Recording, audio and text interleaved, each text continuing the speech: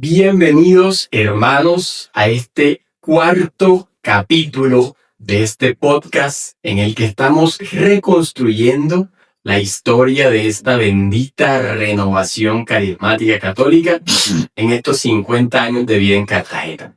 Hoy, con un invitado de lujo que todos ustedes conocen, el padre Luis Guillermo Correa. Padre, muchas gracias por aceptar esta invitación. Gracias por invitarme a participar en este diálogo y espero que sea todo para la gloria de Dios, para bien de esta renovación carismática. Amén, Padre, claro que sí. Esta corriente de gracia sabe que con Cristo es que se tiene la victoria. Rescata almas perdidas, con la fuerza del Espíritu va transformando la vida. Padre, para comenzar esta entrevista o este diálogo, me gustaría preguntarle cómo conoció usted la renovación carismática, cómo comenzó esta corriente de gracia a ser parte de su vida. Estando yo en Bogotá, en el seminario carmelitano, hacia el año 1972 73, salió por la prensa y por la radio algunas noticias sobre un movimiento raro que había nacido en Estados Unidos, donde la gente hablaba la lengua vieja, entonces era para la gente como una novedad. Yo conocí algo ahí más adelante, ya recién ordenado. Yo estaba en el seminario en Bogotá como formador y en un barrio cercano había un grupo de oración. Me invitaron una noche a una vigilia. En la vigilia me tocaba confesar a la gente y después celebrar la Eucaristía. Cuando llegué, era una casa de familia, una sala grande, la gente estaba sentada en sillas y en el suelo me pareció una cosa como muy desordenada, en medio de bulla, de cantos y de alabanza. Me hicieron pasar al segundo piso. Allí yo confesé casi toda la noche y hubo confesiones muy grandes, donde la gente confesaba pecados muy grandes y de mucho tiempo. ¿No? Yo pensé en ese momento, si esta gente fuera tan santa como parece, no debía tener pecados tan grandes. Bueno, después me tocó celebrar la misa y esta primera impresión fue muy desfavorable. Estando ya en Cartagena, hasta el año 1976, 78, yo tuve un retiro en Barranquilla con el clero y en ese retiro el Señor me tocó el corazón. Me predicó un público anciano español cuya palabra me llegó al corazón. Y yo me di cuenta que necesitaba renovar mi vida sacerdotal. Trabajaba mucho, pero me faltaba mucha espiritualidad, me faltaba mucha gracia. Por eso yo empecé a pedirle al Señor que me diera una oportunidad para renovarme. Yo pensaba, y el Señor no me cambia, no debo seguir como sacerdote. Entonces, yo empecé a pedirle que hasta el año 1980, en agosto, estaba yo en mi casa. Tenía una dificultad especial y entonces yo sentí la necesidad de ir a un retiro. Mi mamá muchas veces me había invitado a un retiro que hacía cada año para los sacerdotes de la renovación. Yo hablé con el obispo me había ordenado Monseñor Apóstol Uribe Jaramillo, que fue un gran apóstol de la renovación, y él me invitó al retiro. Allí yo tuve la oportunidad de confesarme con el padre Emiliano Tardí. Fue un santo sacerdote al que Dios le concedió el don de sanación, que viajó por todo el mundo. Él estaba allá en el retiro y estuvo todo el tiempo confesando.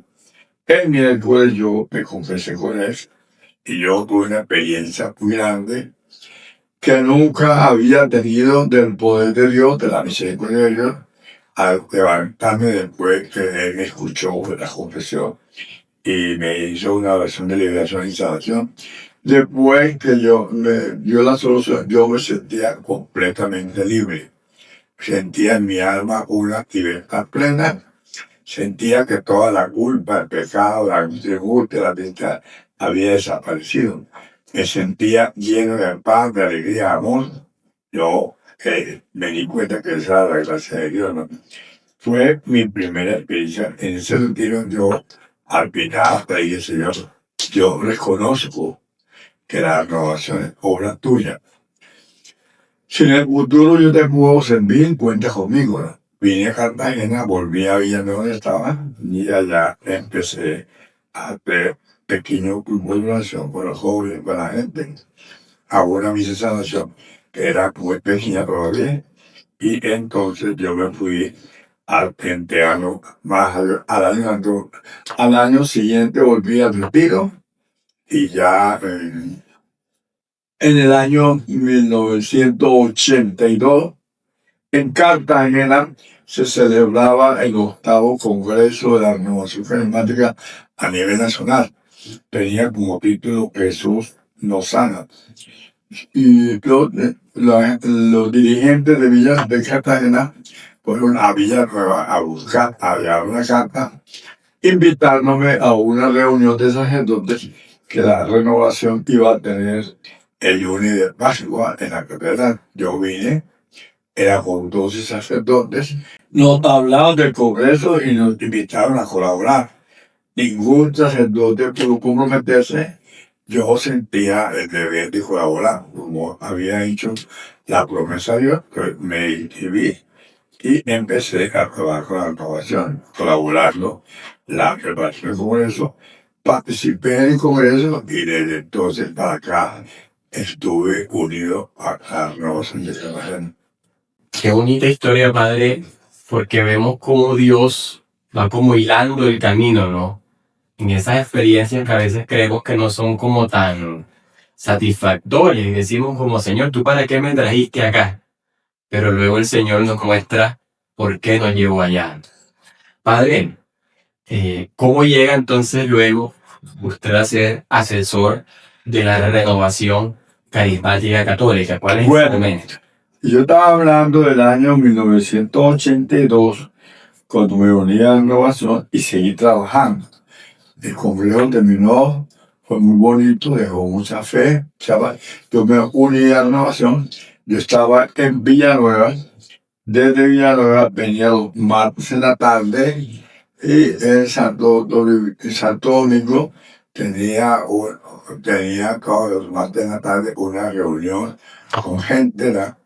Y allí orábamos y teníamos algunas enseñanzas.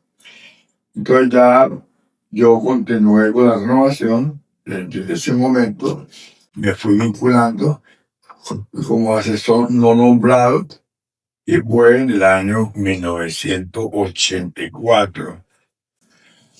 Cuando Monseñor Carlos José Luceco, que acababa de ser nombrado arzobispo de Cartagena, me trajo a Cartagena y me nombró asesor. Yo estuve como asesor desde el año 1982 en nombramiento, desde 1984 nombrado oficialmente hasta el año 2016 cuando ya integré la renovación. En el capítulo anterior hablábamos y que la renovación pues al inicio estaba como muy centrada en el centro histórico de Cartagena, ¿no? Se reunían primero en la Santo Toribio, luego estuvieron en la Santo Domingo y entiendo que también estuvieron un tiempo en la catedral. ¿En qué momento sale la renovación del centro? Bueno, primero la renovación se reunía en la casa de Boca Medina. Allí todos los jueves había un grupo de oración y los sábados en la catedral había una asamblea de oración. Después de allí, después del Congreso, quedaron unos millones de pesos. Con eso se decidió comprar una casa en el centro. Y se compró la casa de la señora Olga Noguera, que había sido servidora de la renovación, que era servidora, y ella nos ofreció la casa si nosotros le dábamos un apartamento.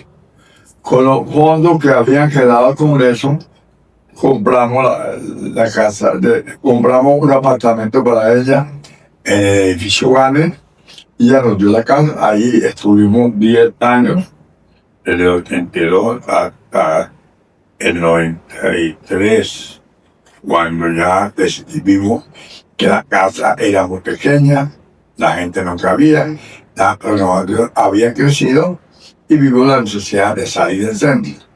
Fue difícil porque, como todas las cosas, cada cual tiene su opinión, cada cual quiere que la cosa se haga a su manera.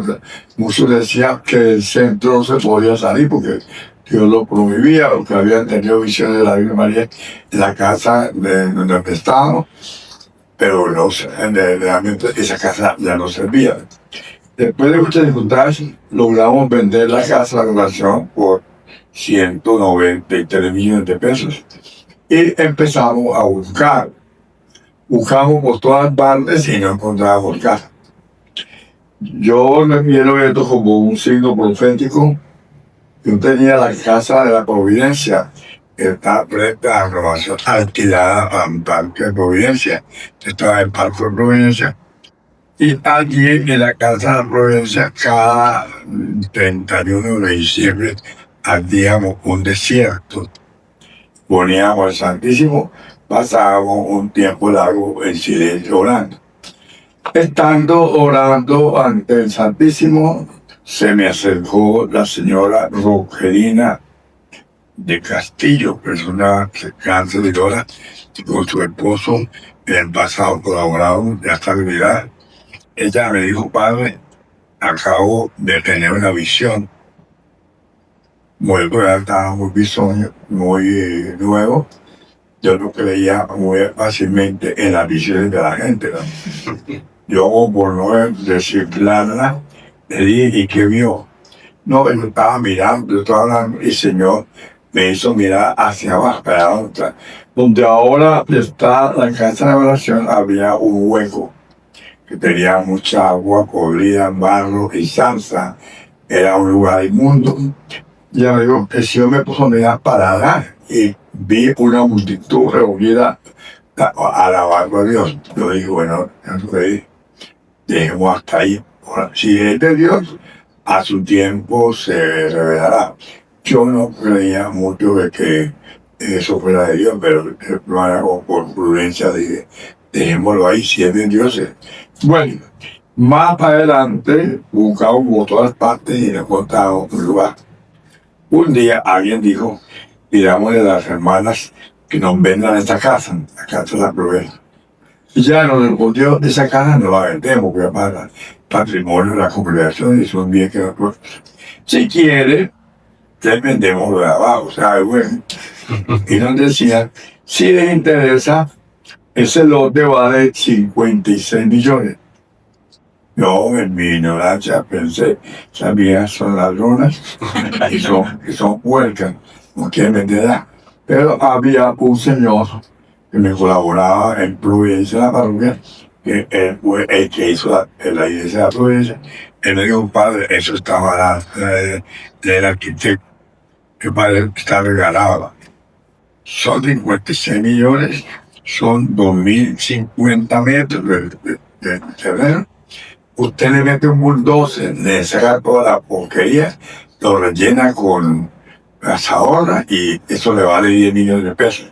Le dijo él: por 56 millones ese terreno es regalado. Pues ya, bueno, con el visto bueno de ahí, compramos el terreno y ahí se empezó a trabajar.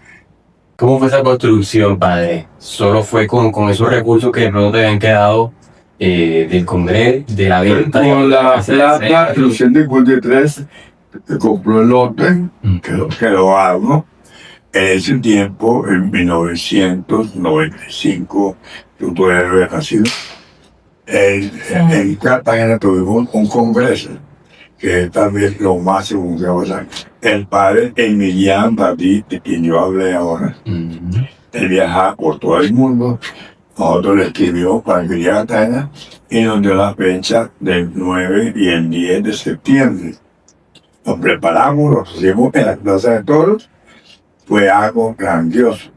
En ese tiempo la renovación todavía no era muy grande, pero la gente trabajó con mucho entusiasmo, oramos mucho, hicimos ayuno y cuando fuimos a hacer el congreso nos hicimos una pregunta: ¿cuánto vamos a cobrar? Yo dije, no vamos a cobrar. La palabra de Dios no se vende. Vamos a poner que la gente tenga colaboración espontánea y trabajemos la patrocinación. Y así se hizo. Pues vino el congreso, el padre video aquí, estuvo en la plaza dos días, predicó para los sacerdotes aparte, a los servidores, para los días, y ese congreso fue maravilloso. La plaza de Toros se llenó, la plata abundó, valió mucha plata porque eso, el sonido, la plaza y todos los gastos eran muchos, pero nos quedaron 50 millones libres. Entonces, con lo que quedó, le invertimos a la casa de oración un arquitecto que era amigo de la familia de Rogelina, hizo el proyecto, empezamos poco a poco y la gente fue muy generosa. Padre, quiero preguntarle, porque me imagino que en esa época, y especialmente luego el Congreso de la Renovación comenzó a crecer mucho en Cartagena. ¿Cuáles fueron como los desafíos o los retos de esa etapa en la que la renovación comenzó a crecer? ¿Cómo era la dinámica en ese tiempo? Pues yo pienso que todo es obra de Dios. En ese tiempo había servidores muy buenos. Cuando yo llegué a la renovación eran 12 servidores. Ellos trabajaban por mí, yo tenía mucha fe. Dedicaban el tiempo completo, oraban mucho. Entonces, gracias a ellos, Dios fue mostrando, se fue haciendo. Comenzamos haciendo cada 15 días una misa en Santo Toribio, se llamaba Misa Carismática. Esa misa ayudó mucho a crecer, nos dio mucha gente, había mucho júbilo, mucha fe. También yo inicié la misa de sanación, que la hacíamos cada mes en el MIPI. Venía mucha gente, se llenaba completamente el MIPI, había muchos testimonios, eso ayudó mucho. Y después tuvimos un homenaje mariano, donde se hacían los sábados en la tarde, porque en ese tiempo había mucha corriente rara de la Virgen María. Nosotros, para que la gente se centrara, todo eso, no fuera a buscar su alma. Y que tuvimos ese sábado mariano que hacía el primer sábado, todo eso ayudó mucho, ¿no? Entre los retos que tuvimos, hay que mencionar uno que para mí fue grande. Cuando yo llegué a la renovación, había una división. El demonio trata de destruir la obra de Dios con la división. Entonces, el reto mío fue lograr la unidad y conservarlo. ¿Cuáles fueron esos momentos como claves en los que ustedes se dieron cuenta que bueno, que la renovación tenía que organizarse ya mejor de cara a los desafíos? Porque al principio en Cartagena no había equipo coordinador. Había un grupito de servidores que los coordinaba Oscar Medina. Entonces, yo sentí la necesidad de crear un equipo que fuera elegido por la comunidad. El gobernador ayudó mucho, porque era un equipo muy bueno, gente muy buena, que se elegía cada 3 años uno nuevo, y el gobernador fue clave para la organización. Como asesor, yo contaba con el apoyo de él y con la exigencia. O sea, yo no hacía nada por mi cuenta, ¿no? Que todo lo determinaba en común, ¿no? Yo supervisaba la vida espiritual.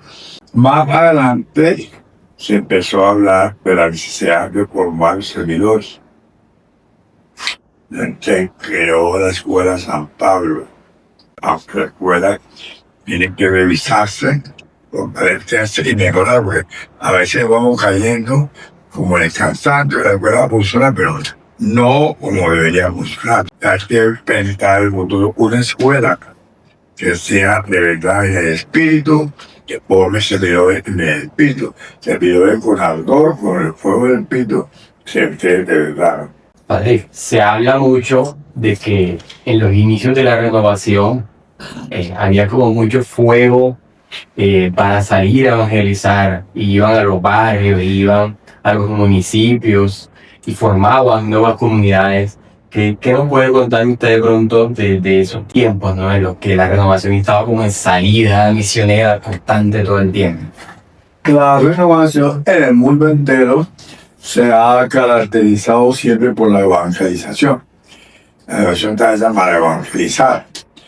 Aquí en el pasado hubo mucho ardor misionero.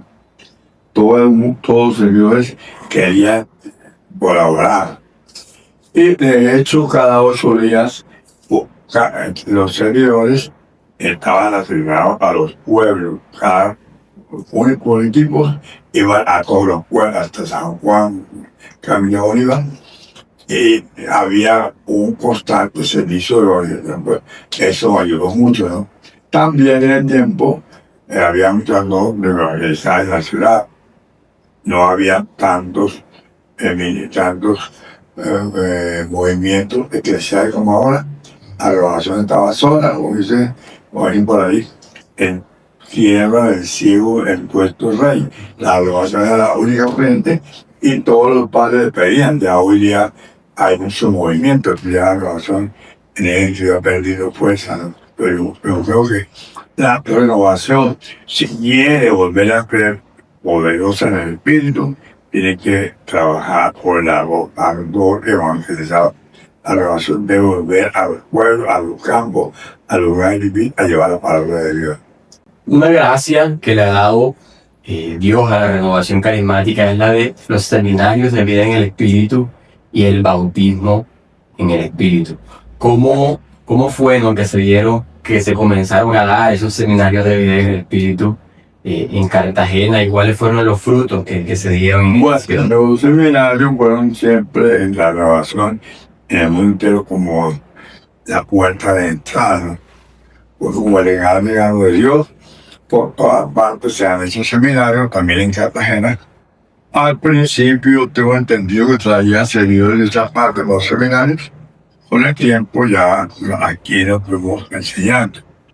Los seminarios eran muy fervorosos, sobre todo la enseñanza del amor de Dios causaba mucho impacto porque lo daban personas que vivían esa experiencia, ¿no? Entonces, los seminarios fueron muy poderosos.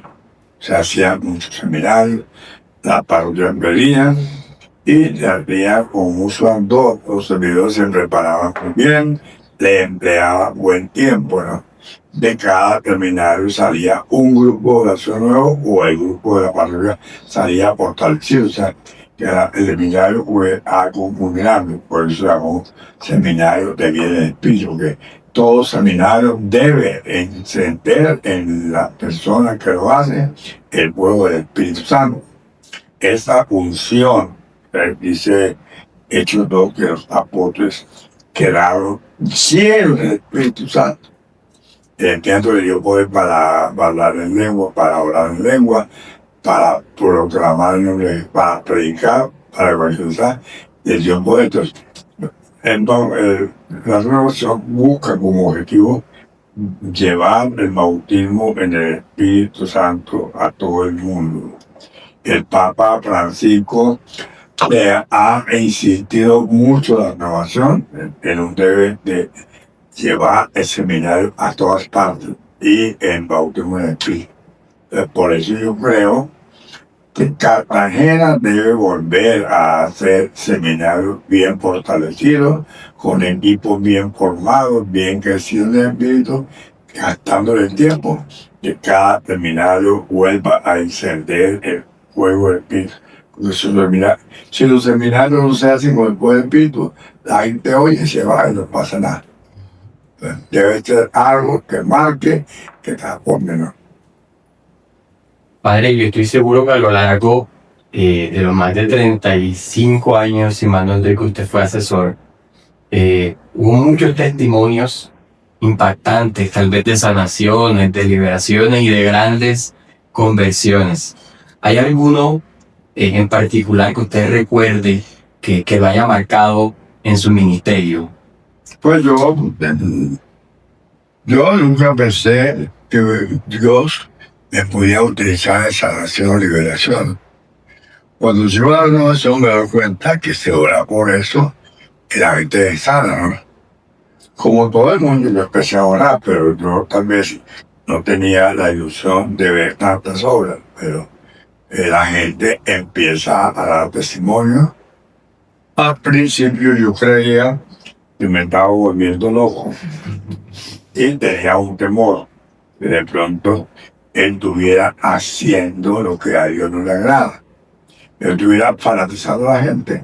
Pero yo llegué a un momento donde la gente, si la gente se cura, es porque no obra de Dios. Entonces, yo eché para adelante, acepté el ministerio de orar por los enfermos y de liberación.